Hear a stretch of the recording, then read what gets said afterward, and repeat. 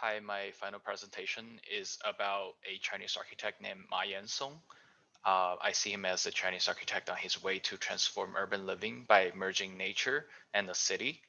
And part of the reason I chose him was because of my Chinese descent and my upbringing in a metropolitan Chinese city, as well as his appeal as an architect and his mission to showcase this future of a city that has nature and people coexist together.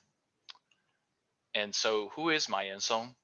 Ma was born in Beijing in 1975. He graduated from the Beijing University of Civil Engineering and Architecture, and he holds a master's degree from Yale University. He founded Mad Architects in 2004. Ma's design philosophy focuses on merging nature with the busy urban life in China. He believes the city of the future development will be shifted from the pursuit of material civilization to the pursuit of nature. His experience growing up in Beijing also has influence on his belief in that future cities should not have the mass produced aesthetic, but rather the delicately crafted historical neighborhoods or hutongs of Beijing in which he grew up. He wants architecture to coexist with the nature and not become something that is mass produced and without a spirit, which means for his designs to move with people and inspire people or to become timeless. We'll start with Chaoyang Park Plaza. In this project, Ma's idea of merging nature with the city was derived from a concept proposed by a famous Chinese scientist, Chen Xuesen, called the Shanshui City in the 1980s. In this project, Mad Architects took the ancient Shanshui painting technique uh, quite literally into physical existence, into those skyscrapers, presenting a brand new way of joining the urban skyline with something so natural and freely expressed that it only existed in old paintings. This project demonstrated that urban high rises can also showcase Chinese culture in a beautiful, naturalistic way without adhering to the mass produced block aesthetic.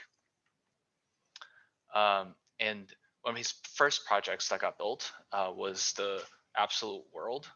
Ma's Math Studio won this international competition for the fourth tower for Absolute World in Ontario, Canada. The Absolute Towers contain apartments on each of their oval-shaped floors, with each story incrementally rotated to give both towers a curved and twisted outline. Ma said the original idea for the towers were very simple. They wanted to make something organic but different, more natural and more soft, and not something too strong that would remind people of money or power. To Ma, architecture shouldn't be treated as a product, but rather a landscape, which is showcased in this project. And a project that is not yet built is a Lucas Museum of Narrative Art. In this case, Ma brought his influence into one of the most prominent cities in the Western Hemisphere, Los Angeles. The parametric design method Ma had incorporated into his design, being taught by Zaha Hadid during his Yale years, has made this design favorable to the architecture for a city. Although the plant side of the museum has been up in the air for the past years, Ma's design showcases the new possibilities of large-scale modern buildings living in harmony with the busy urban context of Los Angeles. And Ma's influences are quite strong, and his Asian upbringing and his experience in the architecture field in the West brings into something beautiful and provocative. He understands the contemporary language of urban design, but he refuses to adhere to make buildings the same way as Western urban architects from the 20th century did. He strives to transform urban living into a coexistence between modern buildings and nature. And the best way to look at it is to, quote, consider the whole environment as a spiritual experience. It's not about buildings, plans, and space.